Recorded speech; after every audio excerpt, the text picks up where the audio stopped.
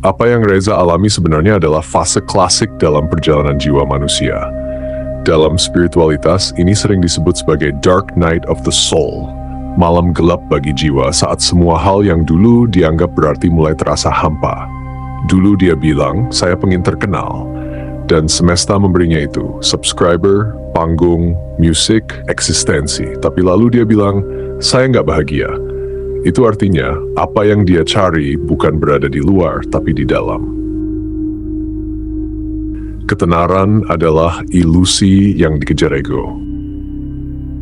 Keinginan untuk terkenal adalah panggilan dari ego untuk diakui, karena ego merasa tidak cukup jika tidak dipandang.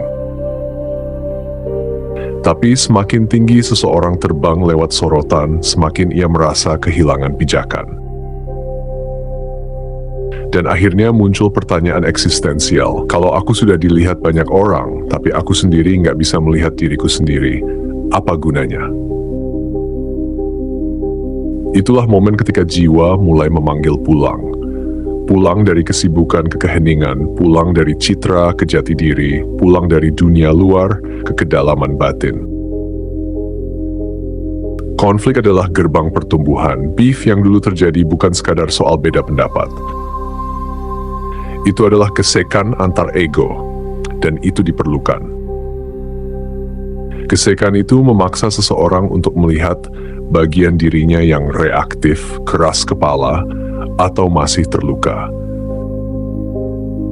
Saat ia bisa berdamai, bukan hanya dengan Mas Anji, tapi dengan versinya yang lama, itu artinya ia sudah naik tingkat dalam kesadarannya. Dalam spiritualitas, perdamaian eksternal dimulai dari penerimaan internal. Semakin dewasa jiwa, semakin ia tidak nyaman dengan kepalsuan. Keinginan Reza untuk menunjukkan sisi asli dirinya adalah tanda bahwa ia sedang melepas kulit lamanya. Dia tidak lagi ingin dikagumi, dia ingin dilihat apa adanya. Ini penting, karena perjalanan spiritual selalu membawa seseorang pada titik di mana ia berkata, aku tidak ingin menjadi versi terbaik menurut orang lain. Aku ingin menjadi versi terdalam dari diriku sendiri. Musik bukan sekadar profesi baginya.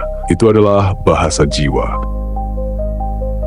Dan saat ia menghidupi musik dari keaslian, bukan dari ambisi, maka musik itu bisa menjadi jembatan antara dirinya dan sang sumber.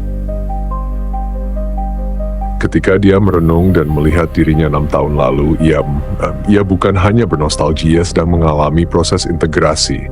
Bagian dirinya yang dulu keras, ambisius, haus sorotan, kini sedang dipeluk, bukan ditolak. Dalam bahasa spiritual, yang dulu buta kini mulai melihat.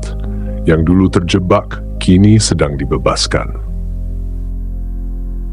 Apa yang dialami Reza adalah panggilan pulang, bukan ke rumah fisik, tapi ke rumah kesadaran. Ke tempat di mana tidak lagi mencari pengakuan, tapi mengenali dirinya sebagai bagian dari keberadaan itu sendiri.